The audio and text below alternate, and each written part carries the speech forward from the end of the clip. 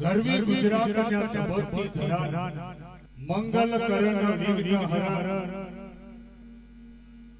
ગૌરી પુત્ર શ્રી ગણેશ રિદ્ધિ સિદ્ધિ સહિત પધારજો બ્રહ્મા વિષ્ણુ મહેશ। કાર્યક્રમની શરૂઆત કરીએ તે પહેલા એકવાર જેના સાનિધ્યમાં હું તમે બેઠા છીએ એમની આપણે એકવાર ચકાચક જય બોલાવી દઈએ, પછી અહીંયાથી સરસ મજાના લોક ડાયરાના કાર્યક્રમની શરૂઆત કરીએ। બે હાથ ઊંચા કરી બધા બોલીએ શ્રી ખીમર ભવાની માત કી, બોલીએ શ્રી ખોડિયાર માત કી, બોલીએ હરી મેરી માત કી। ભાઈ ભાઈ આજે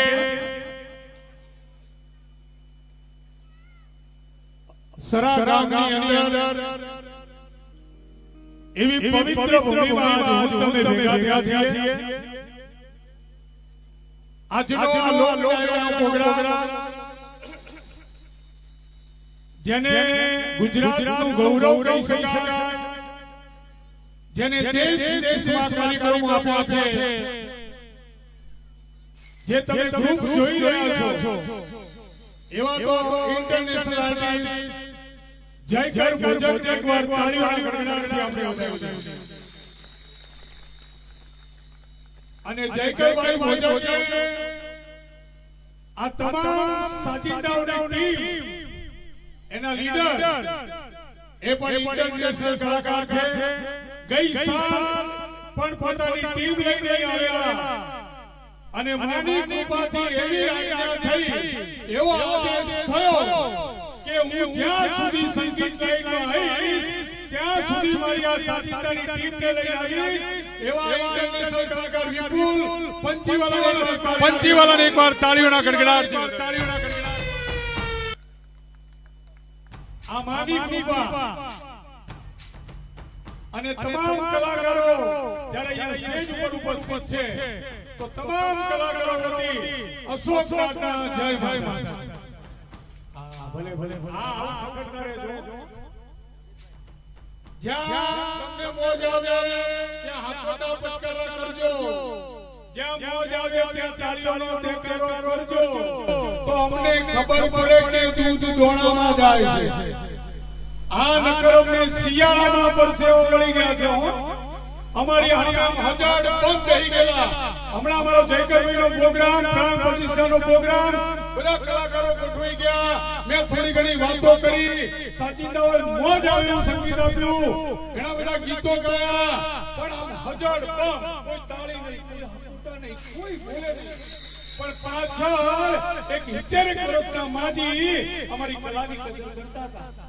મારી નજર પડી ગઈ, મેં ચલો એક જણ તો આપણી કલાની કદર કરે છે ને, મારું બોલવાનું પૂરું થયું, બીજા કલાકારને મેં રજૂ કર્યા, તેજી નીચે વાહે પહોંચી ગયો, મેં કીધું માં જય શ્રી કૃષ્ણ, મને કે જય શ્રી કૃષ્ણ, મેં કીધું આટલામાં મારી કોઈ કલાની કદર કરતું નહીં, તમે કરો છો કે હું ક્યાં કરું છું? મેં તમે આમ માથું હલાવો છો, મન કે હું કોઈ તારી કલાની કદર નહીં કરતી, મને લખવાની અસર આ તમારો લગવો હે, પણ માની કૃપાથી આજ મને તમને બુદ્ધિ આપી છે, સમજણ આપી છે, તો જ્યાં જ્યાં મોજ આવે ત્યાં કકડતા રહેજો, પણ તમે જેવું આપશો ને એવું અમે કલાકારો આપીશું। જયકરભાઈ આપી તારીખ હા કલાકારને જેવું સામેથી મળે એવું આપે। એક ગામની અંદર એક શેઠની દુકાને એક ભાઈ ખાંડ લેવા ગયા, શેઠને કીધું કે શેઠ 2 કિલો ખાંડ આપો, શેઠે 2 કિલો ખાંડ જોડીને ખાંડ આપી, કિલો 2 કિલો ખાંડ, એ બેન નીકળવાની તૈયારી કરે ત્યાં એ વેપારીએ કીધું કે બેન તમે ઘી બનાવો છો કે હા, તો મારી હાથે 2 કિલો ઘી લેતા આવજો કે સારું છે।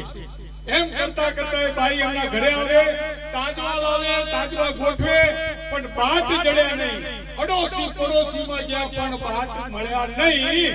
પછી એને વિચાર આવ્યો કે શેઠે 2 કિલો ખાંડ આપી છે ને, તો 2 કિલો ખાંડ એક તાટામાં આ બાજુ મૂકી અને એના ભારો ભાર ઘી જોખ્યું અને પછી એ ઘી ધીરે ધીરે શેઠને આપવા આવી કે લો શેઠ, આ 2 કિલો ઘી તારે શેઠે કીધું કે ઉભા રહે બેન, ઊભી રહે, ઓછું તો નહીં આપ્યું ને?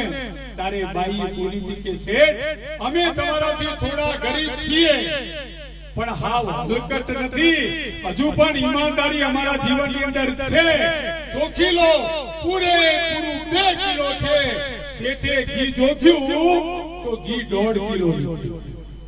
પછી શેઠ બોલ્યા કે હું કહેતો તો ને તમે ઓછું ચાલો, અને તે દી એ બાઈ બોલી હતી કે તમે શેઠ 1.5 કિલો મને ખાંડ આપી છે, એના ભારો ભાર મેં ઘી આપ્યું છે, તમે મને 500 ગ્રામ ખાંડ ઓછી આપી એટલે તમને ઓછું મળ્યું છે. તો જોરદાર